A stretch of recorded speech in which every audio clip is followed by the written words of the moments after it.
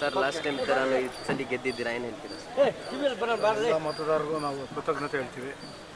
ಆಮೇಲೆ ನಮ್ಮ ತಂಡದ ಮೇಲೆ ವಿಶ್ವಾಸ ಇಟ್ಟು 13 ಜನ ತಂಡದಲ್ಲಿ 11 ವಿಜಯ ಆಗಿದ್ವಿ, 2 ಅಲ್ಪ ಮತದಲ್ಲಿ ಸೋತಿದ್ವಿ. ಆದರೆ ನಾನು ಎದೆಗುಂದಿಲ್ಲ.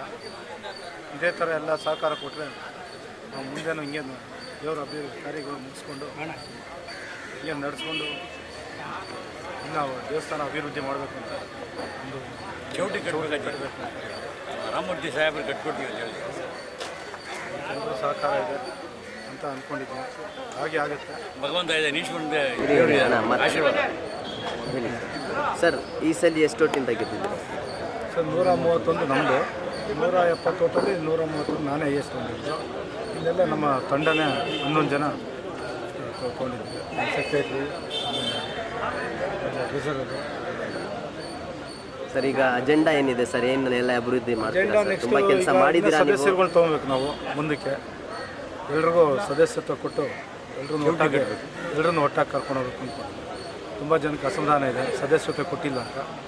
ಆ ಸದಸ್ಯತ್ವಗಳು ಕೊಟ್ಟು ಎಲ್ರಿಗೂ ಮತದಾರನ ಮಾಡಿ ಇನ್ನವ್ರ ಹತ್ರ ಪ್ರೀತಿ ವಿಶ್ವಾಸ ಗಳಿಸ್ಬೇಕು ಅಂತ. ನಿಮಗೆ ಮತ ಕೊಟ್ಟಿರೋಂಥ ಜನ ನಿಮಗೆ ಮತ ಕೊಟ್ಟಿದ್ದಾರಲ್ಲ ಅವ್ರಿಗೆಲ್ಲ ಇವತ್ತೇನು ಹೇಳ್ತೀರಾ ಸರ್?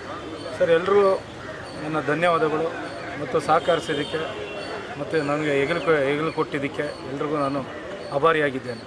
ವಿಶೇಷವಾಗಿ ಬೇರೆ ಇದಲ್ದಿರ ಈಗ ಚೌಟ್ರಿ ಅಲ್ದಿರ ಬೇರೆ ಬೇರೆ ಕಾರ್ಯಕ್ರಮಗಳೇನಾದರೂ ಇದೆಯಾ ಸರ್? ಇದೆ ಸರ್, ಇನ್ನು ಸಾಮಾಜಿಕ ಕಾರ್ಯಕ್ರಮಗಳು ಅಂದರೆ ನಮ್ಮ ಜನಾಂಗಕ್ಕೆ ಒಂದು ಪ್ರೋತ್ಸಾಹಧನ, ಇದು ಪ್ರತಿಭೆಗಳು ಗುರುತಿಸಿ ವಿದ್ಯಾಭ್ಯಾಸದಲ್ಲಿ ಯಾರು ಚೆನ್ನಾಗಿ 90 ಮಾರ್ಕ್ಸ್ ಮೇಲೆ ತೆಗೆದಿರ್ತಾರೆ ಅವ್ರಿಗೆಲ್ಲ ಒಂದಿಷ್ಟು ಪ್ರೋತ್ಸಾಹಧನ ಕೊಡೋಣ, ಎಜುಕೇಷನ್ಗೆ ಹೆಲ್ಪ್ ಮಾಡೋಣ ಏನಿದೆ. ಆಮೇಲೆ ಯಾರು ಬಡವರಿಗೆ ಆರೋಗ್ಯ ಇದ್ದಿದ್ರೆ ಅವ್ರಿಗೇನಾದ್ರು ಸ್ವಲ್ಪ ಸಹಾಯ ಮಾಡೋದು, ಇವೆಲ್ಲ ಇದೆ.